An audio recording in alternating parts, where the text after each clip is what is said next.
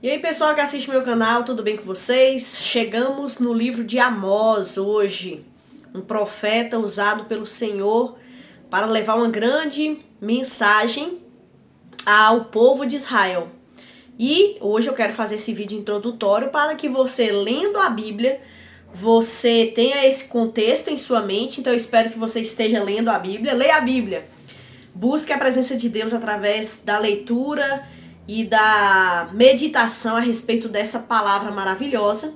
E lendo, você tenha já em mente isso que eu vou trazer para vocês. Por isso que é um vídeo aqui introdutório, mas muito importante, com algumas características que vale a pena a gente ficar por dentro e para compreender o que o livro está trazendo, onde ele está inserido. Nós temos lido a Bíblia de maneira cronológica durante este ano. Então você vai perceber que nós temos aqui alguns vídeos do livro de Reis, depois dos profetas, porque dentro da história de Israel era assim, tinha essa dinâmica, diferente de como a Bíblia foi escrita, né? Que os profetas estão lá para frente, mas eles estão inseridos dentro do reino de Israel. Então eu convido você a ficar aqui até o final, mas já peço a você que se inscreva no canal, deixa like, compartilha, tá bom? Se você caiu de paraquedas aqui, seja muito bem-vindo. Meu nome é Alba e você tá no canal há pouco tempo, onde a gente faz vídeos aqui sobre muitas coisas na área cristã, mas tem essa playlist especial sobre a Bíblia, sobre os livros da Bíblia, nessa nossa leitura anual da Bíblia, certo? Então Amós é um livro que foi escrito ali no ano 755 a.C. Amós, ele era um fazendeiro, ele plantava figos e ele era um pastor de ovelhas, um homem simples. Ele morava ali na região de Judá, que é a região sul, porque lembra, Israel foi dividida em dois reinos, reino do sul e reino do norte. Ele morava no reino do sul, Judá, e naquela época o seu rei, né, no caso era Uzias. E no reino do norte era Jeroboão II. Como eu já falei aqui em outros vídeos, o reino do norte, todos os reis foram maus. Eles fizeram coisas terríveis. E o reino do sul, tiveram 8 reis que foram tementes a Deus e fizeram coisas boas, né?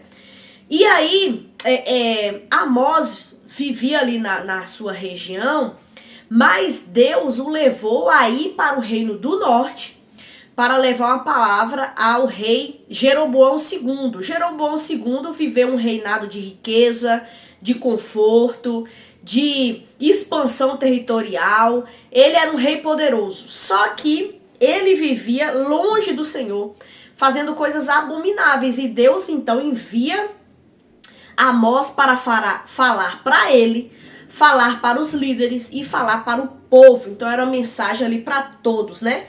O capítulo 1 e o capítulo 2, você vai ler e você vai perceber que eles são poemas que trazem uma mensagem para as nações vizinhas. Então ele vai apontando os pecados daquelas nações vizinhas, fazendo como se fosse um círculo, né? Porque essas nações estão ali ao entorno.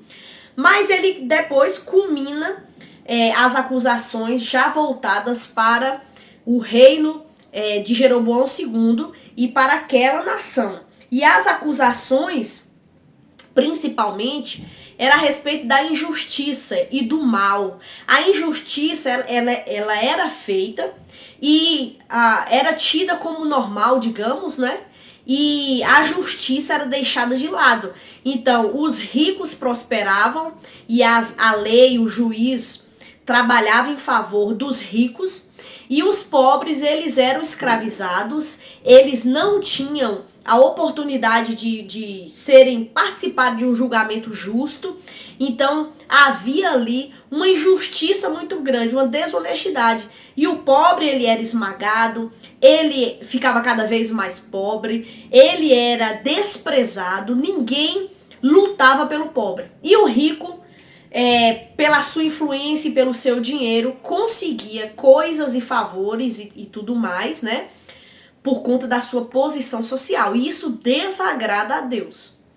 Desagrada fortemente ao nosso Deus. E por isso, Deus envia o seu mensageiro lá e acusa aqueles homens dessa injustiça.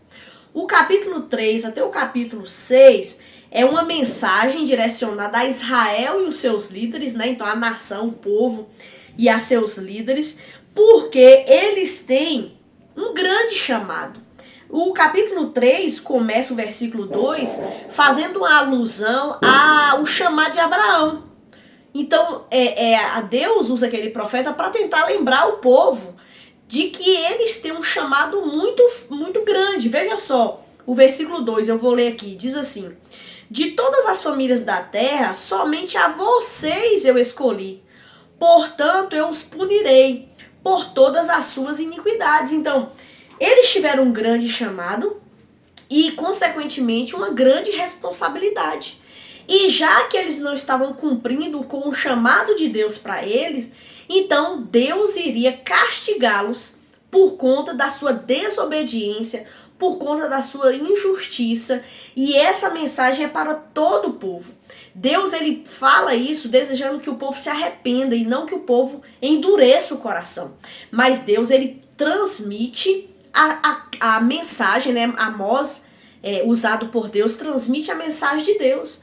Ali, né, nesses capítulos, você vai ler acusações sérias contra a idolatria e contra o culto de aparência.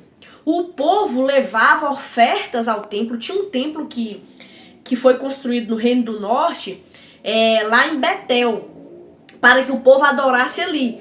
Só que o povo, eles eram hipócritas, eles eram mentirosos. Deus, ele não quer ver de nós performance. Deus, ele não quer cultos e festas e programações à nossa maneira. O que ele primeiro exige de nós é um coração humilde, quebrantado. A Bíblia diz que os verdadeiros adoradores adorarão o Pai em espírito e em verdade. Então é um espírito quebrantado diante da presença de Deus. Mas o povo vivia uma idolatria. Eles adoravam outros deuses. Além, né, de dizer que adorava a Deus, eles adoravam Acera, adoravam Baal, deuses imorais, e eles faziam festas a esses deuses. Então, achando que em determinado momento adorava a Deus, e em determinado momento fazia o que queria da vida. Mas ou a gente é de Deus ou a gente não é, não existe meio termo, né?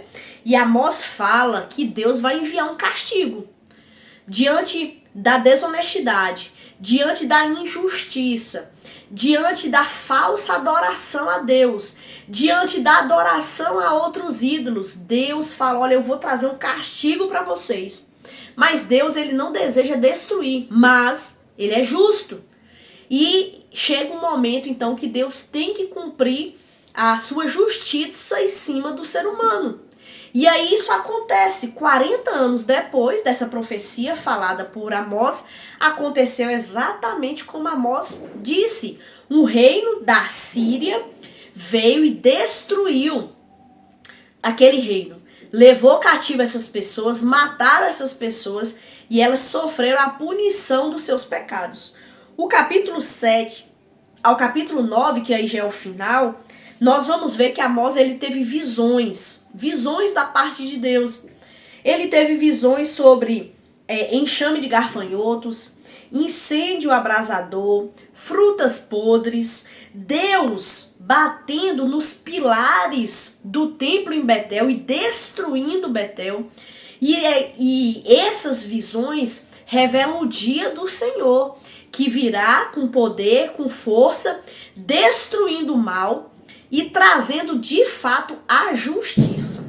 Então nós percebemos isso nesse livro. E no finalzinho, Deus, ele traz uma palavra de misericórdia, que ele diz que o Messias virá.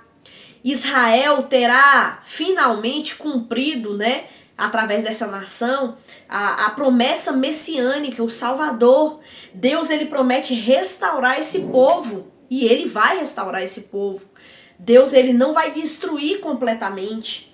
Então nós vemos também uma palavra de esperança e uma palavra de misericórdia, apesar desse povo viver em pecados e cometer coisas terríveis contra Deus. A justiça veio, mas a palavra de Deus que ele prometeu lá no Jardim do Éden para Adão e Eva que enviaria o Salvador se cumpriria. Então, o texto termina, né, falando sobre essa promessa messiânica. Leia a Bíblia, medite na palavra de Deus, vale muito a pena.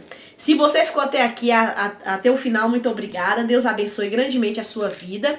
E continuemos na leitura, porque quando chegam os profetas, são muitas cartas, a gente lendo ali rapidinho, mas precioso demais esse tempo nosso lendo a palavra de Deus. Deus te abençoe e até o próximo vídeo.